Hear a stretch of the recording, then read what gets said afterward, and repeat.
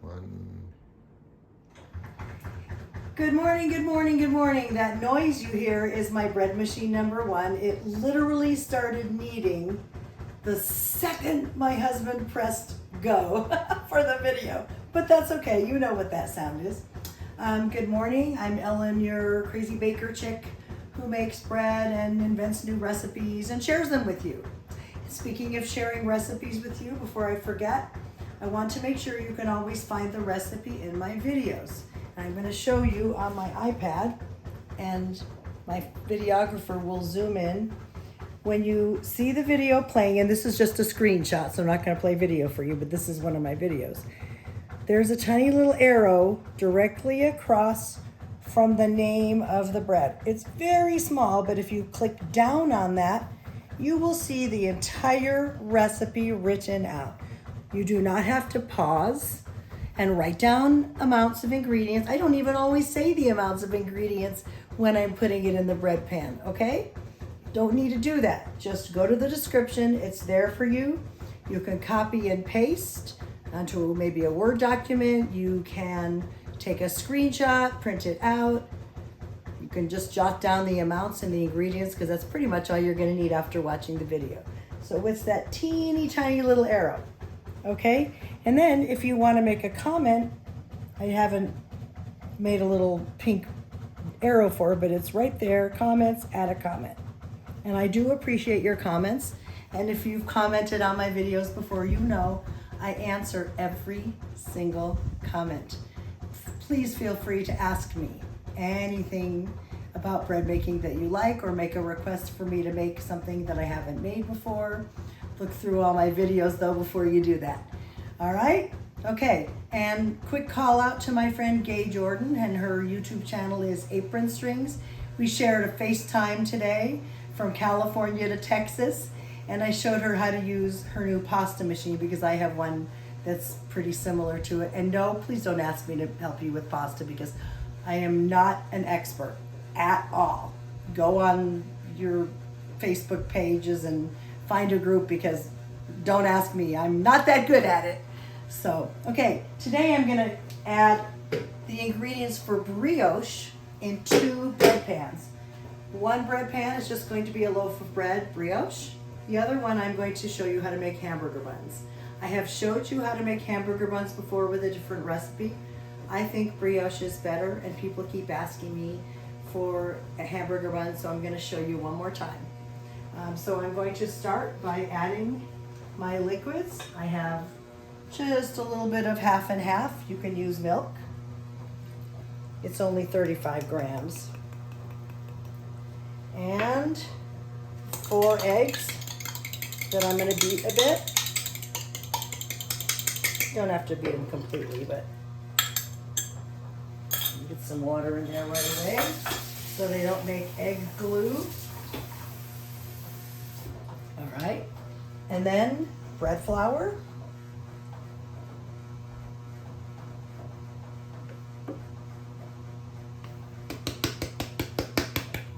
Sugar.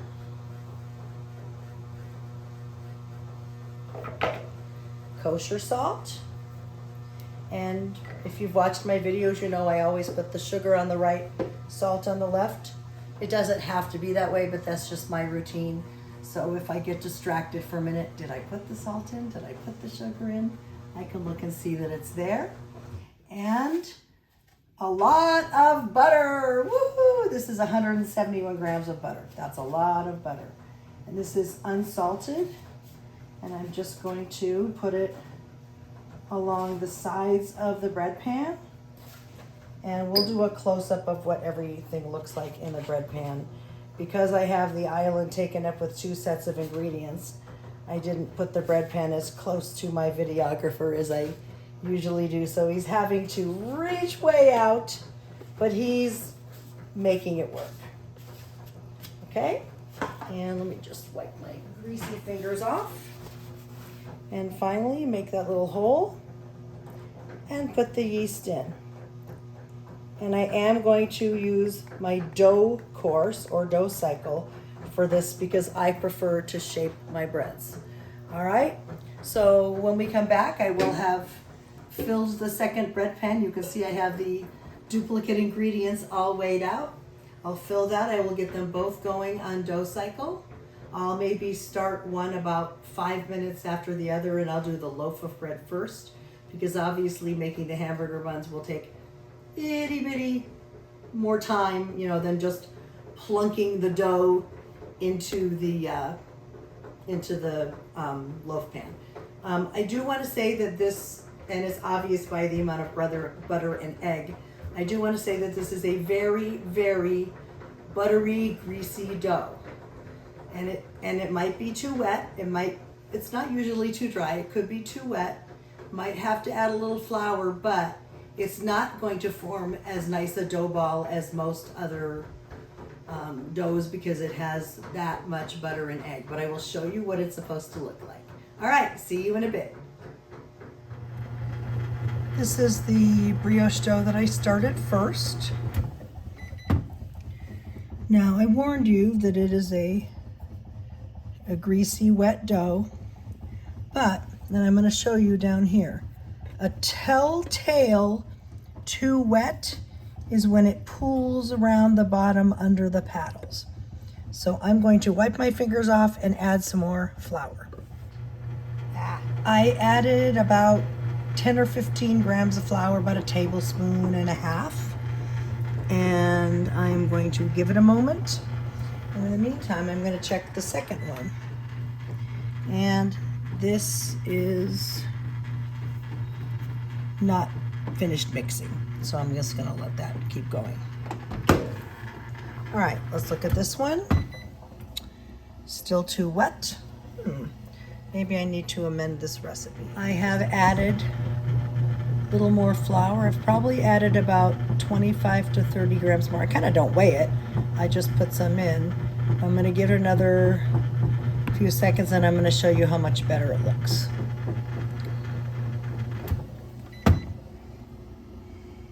It's getting there. I don't think I've ever had to add this much flour before, but I weighed everything, so, well, we'll see. I'm going to add some more flour in just a moment, and I will show you. Well, this is the first one, and you can see this is looking way, way better. There's a little bit of, you know, gooey stuff on the outside, but all in all, it's not down here. It's wet because it's a very greasy dough, but you can see it's not sticking to my fingers anymore. This is a wetter feeling dough, but as long as it's pretty much, you know, come away, and sometimes I take a spatula and kind of try to incorporate all that. But this is no longer sticky. You can see the shininess of from the butter. This dough for this recipe is good to go. I'm going to change the amount of flour in my recipe to reflect, okay? So what you see in the description of the recipe, or the description where the recipe is, I will add some. This is the other one. This is the other bread machine that has brioche dough. And again, do you see that down there? That's a sure telltale sign that it needs more flour. So I will do that. So back to the first one. Look at what a difference from the first video I did of the dough. This dough is forming a pretty nice dough ball. It is, like I said, you know, it's wet and greasy because of all that butter and all that egg. It's no more dough pooling around under the paddles, and it's looking great. And this one I have added flour to. It's getting better. Dough is sticking, not really. I may need to add just a little more flour because of that down there, but not much. It's almost there. I want you to know that no recipe is ever going to be the right amount of flour or the right amount of liquid. And if it is, it's your lucky day, buy a lottery ticket. You almost always have to adjust. Not always, but almost always have to adjust. So many factors. The brand of your flour may weigh differently than what I'm using, which is King Arthur bread flour. The scale could have been off. I mean, who knows? I'm just, talking here. The liquid, I used half and half instead of whole milk because I don't have any milk. Who knows? Maybe that could have contributed to extra moisture. The eggs could be bigger one time and smaller than the other. That gives you extra liquid too. So when you see the amount for liquid and the amount for flour, always know that you have to wait till you're about 5 minutes into kneading and then check your dough to make sure it's not too wet or too dry. You've seen too wet, you know what that looks like now. Too dry would be kind of crumbly, not coming together. And if you want to see more of that, please search for a video on my YouTube channel that literally is named Dough Too Wet, Too Dry, or maybe it's Read Your Dough Too Wet, Too Dry, but you'll see it right in the title. Again, understand that flour and liquid amounts are always subject to kneading adjustment once your dough is kneading. It's not a set it and forget it. I'm sorry, it's just not. It's not ever going to be. And that's why I never use that delay anymore. I used to use the delay timer so I could have fresh bread like in the morning. And sometimes I would open up the machine and, oh, I have gorgeous bread. Sometimes I was like, what happened? Well, it's because I set it for delay and therefore I wasn't watching the bread machine 5 minutes into kneading to make sure it's not too wet or too dry. So I'm just telling you the way it is. I'm a very honest person. There is a learning curve to bread making, and I want you to be equipped to know everything you need to do to be successful. See you in a bit. Right now I'm prepping a loaf pan to receive my batch of rye dough that I have in my third bread machine, which is actually number 1. In fact, I'll show that to you. Why not? This is rye bread dough, caraway rye, and it's rising. So in about a half an hour, it's going to be done. So I have used canola oil spray that I get at Costco, and I sprayed my pan, but then I also line it with parchment. It doesn't touch all surfaces. It just is way easier to get the bread out because you can lift it from these onto the cooling rack. I just like to do it that way. You don't have to. All right, so we'll keep going. We'll take a little peek now. This first, well, it's zone number 2 because I had the rye bread in zone number 1. But in zone number 2 is the first brioche, and it has 24 minutes left to rise before I take it out, shape it, let it do a final rise. And this one, zone number 3, is about 29 minutes left, so about 3 minutes behind, and that's the one that's going to be hamburger buns. And we're back for some fun. Okay, I know this is really juvenile, but there's something very satisfying about how the brioche falls out of the bread pan because it's greasy. Okay, I know, I'm such a nerd. All right, before this gets cementy inside, I'm gonna fill it with some water and dish soap. Just in the bottom, not all the way filled. And then now we can start.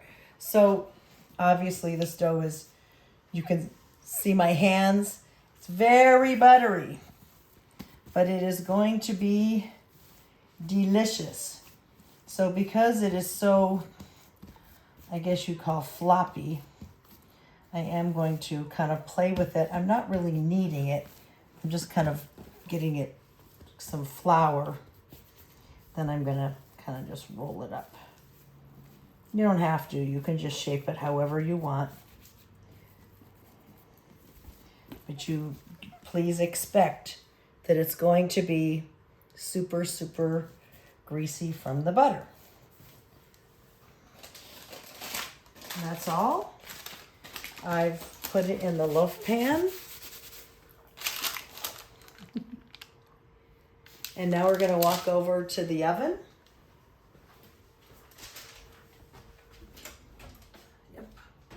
Okay, I turn my oven on at 170. Set the timer for 1 minute.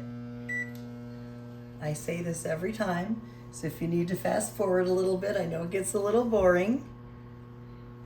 I just heat my oven for 1 minute, and it gets to about somewhere between 80 and 90 degrees, which is the perfect final proofing temperature for this dough. It's as if you were in a nice cool house or building, and you walk out and, ooh, it's kind of hot outside, 85, 90 degrees, something like that. So that's what your oven should be. We're not heating it all the way to 170. I just chose 170 because it's the lowest temperature my husband gets hotter. It's the lowest temperature that my oven will go to. So when this 1 minute is up, which is in 10 seconds, I will turn the timer off and I will turn the oven off. Please do not make the mistake of forgetting to set that timer. Your oven will heat for too long. I guarantee you're going to forget. Okay, timer off, oven off. Nothing is on. No electricity has been used except for 1 minute. I know that some people like to just turn their oven light on and use that to heat that little bit in the oven. But why would you use 40 minutes of electricity with your light bulb on instead of just turning it on for 1 minute and turning it off? So I'm going to leave that in there for final rise. I'm going to set the timer for 40 minutes and start that timer. And then I have the next dough coming out of the bread machine. We're going supersonic speed now. I'm going to put a little more flour out there. And I'm going to get my baking sheet ready. And I'm going to walk in front of the camera, sorry, for just a minute. And I'm going to turn off my machine and unplug it. And here we go. And just spread this out a little bit and plop. And get that dough off the palette. Throw some dish soap in there, just a little. And just put a little water in just so the leftover dough that's sticking to the spindles doesn't dry. That's the main thing. All right. So I'm just going to kind of roll it around a little bit to make it more manageable. Now, I think that I'm going to make approximately 8 hamburger buns. So I'm going to cut this in half. I might weigh it if I was trying to be very, very particular, but I'm not. So you can weigh your whole glob of dough and then divide it by, I think I have 8. 1, 2, 3, 4, 5, 6, 7, 8, 9. Oh, what did I do? All right, well, I don't care. So I'm just going to kind of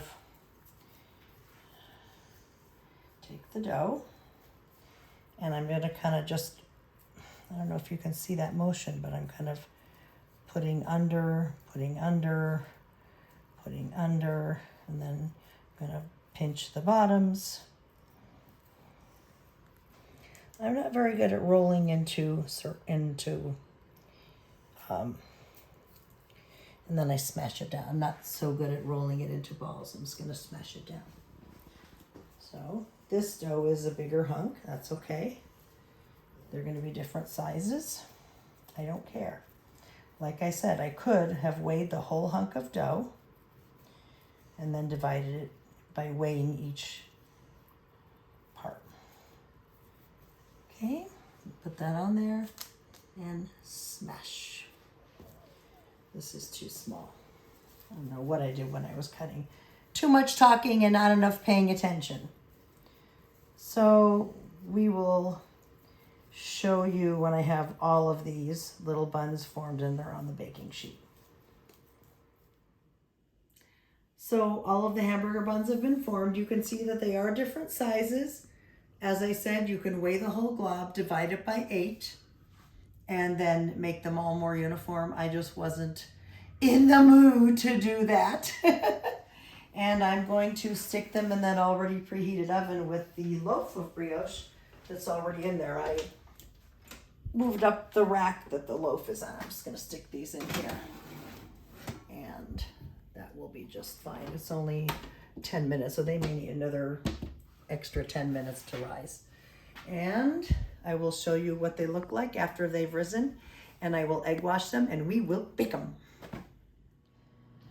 The brioche and the hamburger buns have finished rising, and I have egg washed the brioche and I have egg washed the buns and put some black sesame seeds on, just for fun instead of the white sesame seeds. I will tell you that the color is a little bit yellower than they really are, so just to be warned, because my cabinets are clear maple, but they've kind of yellowed. Not that that's a bad thing. Yeah, we knew that would happen, but it can make things look yellower. So they're not quite as yellow as, the dough isn't quite as yellow as it looks in this video. So I'm heating the oven to 350, and I'm gonna bake them together, but the loaf will obviously take more time. Who wants a sneak peek? There's a sneak peek of the brioche bread and a sneak peek of the brioche hamburger buns. That was a very sneaky sneak peek.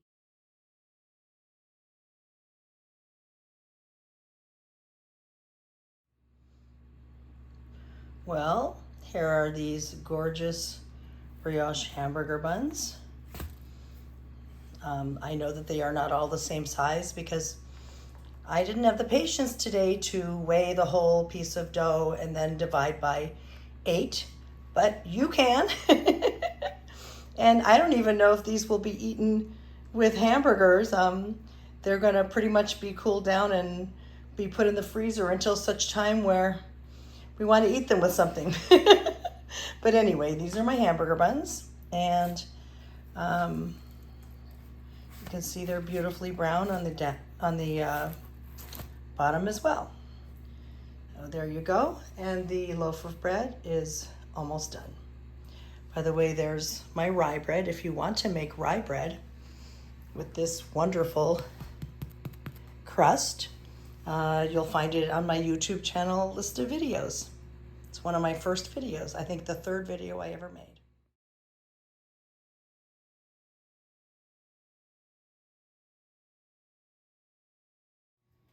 Here is the loaf of brioche. This is a 2-pound loaf. It's turned out pretty beautiful, if I do say so myself. And when everything cools down, I will slice the bread and I will break open one of the buns so you can see what the crumb looks like. Alrighty then. And the grand finale, brioche.